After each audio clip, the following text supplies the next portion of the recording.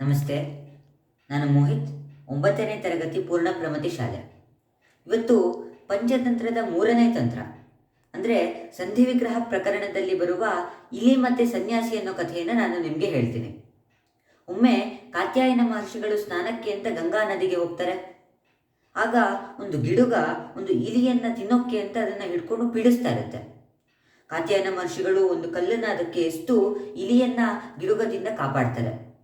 ಇಲಿ ಓಡಿ ಬಂದು ಕಾತ್ಯಾಯನ ಮಹರ್ಷಿಗಳ ಕಾಲನ್ನು ಬಿಗಿಯಾಗಿ ಅಪ್ಕೊಂಡು ಅದು ಬೇಡ್ಕೊಳ್ಳುತ್ತೆ. ಋಷಿಗಳೇ, ನೀವೇನೋ ನನ್ನನ್ನು ಈಗ ಕಾಪಾಡಿದ್ರಿ ಸರಿ, ಆದರೆ ನಾಳೆನೂ ಇದೇ ಸಮಸ್ಯೆ ಬರ್ಬೋದು. ಆದ್ದರಿಂದ ನೀವೇ ನನಗೆ ಆಶ್ರಯ ಕೊಟ್ಟರೆ ನಾನು ನಿಮ್ಮ ಜೊತೆ ಸುರಕ್ಷಿತವಾಗಿ ಇರ್ತೀನಿ ಅಂತ ಅದು ಬೇಡ್ಕೊಳ್ಳುತ್ತೆ. ಕಾತ್ಯಾಯನ ಮಹರ್ಷಿಗಳಿಗೂ ಇದು ಸರಿ ಅನಿಸುತ್ತೆ. ಅವರು ಇಲಿಯನ್ನು ತಮ್ಮ ಆಶ್ರಮಕ್ಕೆ ಕರ್ಕೊಂಡು ಹೋಗ್ತಾರೆ. ತಮ್ಮ ಹೆಂಡತಿಗೆ ನಡೆದಿದ್ದ ಎಲ್ಲ ವಿಷಯವನ್ನು ಹೇಳ್ತಾ, ನೋಡು, ನಮಗೆ ಹೇಗಿದ್ರೂ ಮಕ್ಕಳಿಲ್ಲ, ಅದರಿಂದ ಈ ಇಲಿಯನ್ನು ನಾವು ಮಗಳಾಗಿ ಸ್ವೀಕರಿಸೋಣ ಅಂತ ಹೇಳಿ ಆ ಇಲಿಗೆ ಒಂದು ಮನುಷ್ಯ ರೂಪವನ್ನು ಕೊಟ್ಟು ಚಂದ್ರಲೇಖೆ ಅಂತ ಸುಂದರವಾಗಿ ನಾಮಕರಣ ಮಾಡ್ತಾರೆ. ಕೆಲವು ವರ್ಷ ಆಗತ್ತೆ.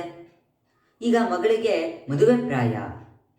ಅವಳಿಗೆ ಒಂದು ಒಳ್ಳೆಯ ಗಂಡನ ಜೊತೆ ಮದುವೆ ಮಾಡಬೇಕು ಅಂತ ಬಂದಾಗ ಇಡೀ 3 ಲೋಕಕ್ಕೆ ಚೈತನ್ಯ ಕೊಡುವಂತಹ ಸೂರ್ಯದೇವನೇ ನನ್ನ ಮಗಳಿಗೆ ಸಮರ್ಥನಾದವರ ಅಂತ ಯೋಚನೆ ಮಾಡಿ ಸೂರ್ಯದೇವನನ್ನು ಪ್ರಾರ್ಥನೆ ಮಾಡ್ತಾರೆ. ಆಗ ಸೂರ್ಯದೇವ ಬರ್ತಾನೆ. ಸೂರ್ಯದೇವನನ್ನು ನೋಡಿ ಚಂದ್ರಲೇಖೆ ಹೇಳ್ತಾಳೆ, ಅಪ್ಪ, ಇವನು ತುಂಬ ಬಿಸಿ, ಇವನನ್ನು ನಾನು ತಡ್ಕೊಳಕ್ಕಾಗೋದಿಲ್ಲ. ಇವನ್ಕಿಂತ ಯಾರಾದರೂ ಶ್ರೇಷ್ಠರಾಗಿದ್ದರೆ ನಾನು ಅವಳನ್ನೇ ಮದುವೆ ಆಗ್ತೀನಿ ಅಂತ ಅವಳು ಹೇಳ್ತಾಳೆ. ಆಗ ಕಾತ್ಯಾಯನ ಮಹರ್ಷಿಗಳಿಗೆ ಬಹಳ ದುಃಖ ಆಗುತ್ತೆ. ಆದರೆ ಮಗಳ ವಿರುದ್ಧ ಹೋಗೋಕ್ಕಾಗೋದಿಲ್ಲ. ಅದಕ್ಕೆ ಸೂರ್ಯದೇವನ ಕಡೆ ತಿರುಗಿ ಕೇಳ್ತಾರೆ. ಆಗ ಸೂರ್ಯದೇವ ಹೇಳ್ತಾನೆ, ಈ ಮೇಘರಾಜ ಏನಿದ್ದಾನೆ ಅವನು ನನ್ನನ್ನು ಕವಿದ್ರೆ ನನ್ನ ಪ್ರಕಾಶವನ್ನೇ ಅವನು ಮರೆ ಮಾಡಿಸ್ಬಿಡ್ತಾನೆ. ಅದರಿಂದ ಈ ಮೇಘರಾಜ ನನಗಿಂತ ಬಹಳ ಶ್ರೇಷ್ಠ ಅಂತ ಹೇಳ್ತಾನೆ. ಈಗ ಮೇಘರಾಜನನ್ನು ಆಹ್ವಾನಿಸ್ತಾರೆ. ಮೇಘರಾಜ ಬರ್ತಾನೆ.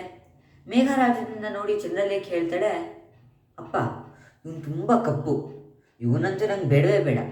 ಇವನ್ಗಿಂತ ಯಾರಾದರೂ ಚೆನ್ನಾಗಿದ್ದರೆ ನಾನು ಅವ್ರನ್ನೇ ಮದುವೆ ಆಗ್ತೀನಿ ಅಂತ ಕೇಳ್ಕೊತಾಳೆ. ಆಗ ಮತ್ತೆ ಕಾತ್ಯಾಯನ ಮಹರ್ಷಿಗಳು ಮೇಘರಾಜನನ್ನು ಕೇಳ್ತಾರೆ, ಮೇಘರಾಜ, ನಿನ್ಗಿಂತ ಯಾರಾದರೂ ಶ್ರೇಷ್ಠರಾಗಿದ್ದರೆ ನೀನೇ ಹೇಳಬೇಕಪ್ಪ ಅಂತ. ಆಗ ಮೇಘರಾಜ ಹೇಳೋದು, ಈ ವಾಯುದೇವ ಬಂದರೆ ಅವನು ನನ್ನನ್ನು ಛಿದ್ರ ಛಿದ್ರ ಮಾಡಿಬಿಡ್ತಾನೆ. ಅದರಿಂದ ವಾಯುದೇವ ನನಗಿಂತ ಬಹಳ ಬಲಿಷ್ಠ ಅಂತ ಹೇಳ್ತಾರೆ. ಈಗ ವಾಯುದೇವನನ್ನು ಪ್ರಾರ್ಥನೆ ಮಾಡ್ತಾರೆ. ವಾಯುದೇವ ಕೂಡ ಬರ್ತಾನೆ. ಆಗ ವಾಯುದೇವನನ್ನು ನೋಡಿ ಚಂದ್ರಲೇಖೆ ಏನು ಹೇಳ್ತಾಳೆ ಗೊತ್ತಾ, ಈ ವಾಯುದೇವ ಬಹಳ ಚಂಚಲ, ಇವನು ನನಗೆ ಬೇಡಪ್ಪ, ಇವನ್ಗಿಂತ ಯಾರಾದರೂ ಶಕ್ತಿವಂತ ಇದ್ದರೆ ನಾನು ಅವನ್ನೇ ಮದುವೆ ಆಗ್ತೀನಿ ಅಂತ ಕೇಳ್ಕೊತಾಳೆ. ಆಗ ವಾಯುದೇವ ಹೇಳ್ತಾನೆ, ನಾನು ಎಷ್ಟೇ ವೇಗವಾಗಿ ಹೋದ್ರೂ ಈ ಪರ್ವತರಾಜ ನನ್ನನ್ನು ತಡೆಗಟ್ಟಿಬಿಡ್ತಾನೆ. ಅದರಿಂದ ಪರ್ವತರಾಜ ನನಗಿಂತ ಬಹಳ ಶಕ್ತಿವಂತ ಅಂತ ಹೇಳ್ತಾರೆ. ಈಗ ಪರ್ವತರಾಜನ ಸರದಿ. ಪರ್ವತರಾಜನನ್ನು ನೋಡಿ ಚಂದ್ರಲೇಖೆ ಹೇಳ್ತಾಳೆ, ಅಪ್ಪ, ಇವನು ಬಹಳ ಸ್ಥೂಲಕಾಯ ಮತ್ತು ಒಂದೇ ಕಡೆ ಬಿದ್ದಿರ್ತಾನೆ. ಪರ್ವತರಾಜ ಕೂಡ ನನಗೆ ಬೇಡ. ಪರ್ವತರಾಜನಿಗಿಂತ ಯಾರಾದರೂ ಬಲವಂತ ಇದ್ದರೆ ನಾನು ಅವರನ್ನೇ ಮದುವೆ ಆಗೋದು ಅಂತ ಹೇಳ್ತಾಳೆ. ಈಗ ಪರ್ವತರಾಜನ ಕಡೆ ಕಾತ್ಯಾಯನ ಮಹರ್ಷಿಗಳು ಬಹಳ ಭಾರವಾದ ಹೃದಯದಿಂದ ನೋಡ್ತಾರೆ. ಆಗ ಪರ್ವತರಾಜ ಬಹಳ ಪ್ರಾಮಾಣಿಕವಾಗಿ ಹೇಳ್ತಾನೆ, ಈ ಮೂಷಿಕ ರಾಜ ಏನಿದ್ದಾನೆ ಅಂದರೆ ಇಲಿಗಳ ರಾಜ, ಅವನು ನನ್ನನ್ನು ಕ್ಷಣದಲ್ಲಿ ನನ್ನನ್ನು ಕೊರೆದು ಹಾಕ್ಬಿಡ್ತಾನೆ. ಅದರಿಂದ ಈ ಮೂಷಕ ರಾಜನೇ ನನಗಿಂತ ಬಹಳ ಬಲವಂತ ಅಂತ ಸೂಚಿಸ್ತಾರೆ. ಈಗ ಮತ್ತೆ ಯಥಾ ಪ್ರಕಾರ ಮೂಷಕ ರಾಜನನ್ನು ಕರೆಸ್ತಾರೆ. ಆಗ ಚಂದ್ರಲೇಖೆ ಅದೇ ಹಾಡು, ಅದೇ ರಾಗ, ಅದೇ ಹಾಡು ಅಂದಂತೆ ಮೂಷಕ ರಾಜನನ್ನು ಕೂಡ ಒಪ್ಕೊಳ್ಳೋದಿಲ್ಲ ಅಂತ ಅಂದ್ಕೊಂಡ್ರ, ಇಲ್ಲ, ಬಹಳ ಖುಷಿಯಿಂದ ಒಪ್ಕೊಂತಾಳೆ. ಅಪ್ಪ, ನನ್ನನ್ನು ಮತ್ತೆ ಇಲಿ ಮಾಡಿ ನಾನು ಮೂಷಕ ರಾಜನನ್ನೇ ಮದುವೆ ಆಗ್ತೀನಿ ಅಂತ ಹೇಳ್ತಾಳೆ.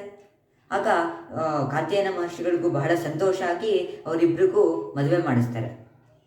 ಈ ಕಥೆಯಿಂದ ನಮಗೇನು ಗೊತ್ತಾಗುತ್ತೆ ಅಂದರೆ, ನಾವು ಎಷ್ಟೇ ಬೇರೆ ಅಲಂಕಾರ, ಬೇರೆ ರೂಪ, ಬೇರೆ ವೇಷ ಹಾಕ್ಕೊಂಡ್ರೂ ನಮ್ಮ ಪೂರ್ವಜನ್ಮದ ಸಂಸ್ಕಾರಗಳು, ಪೂರ್ವಜನ್ಮದ ಗುಣ ಸ್ವಭಾವಗಳೇನಿರುತ್ತೆ ಅದು ಯಾವತ್ತೂ ಬದಲಾಗೋದಿಲ್ಲ. ಅದು ನಮ್ಮ ಜೊತೆಯೇ ಇರುತ್ತೆ ಅನ್ನೋದು. ಧನ್ಯವಾದಗಳು.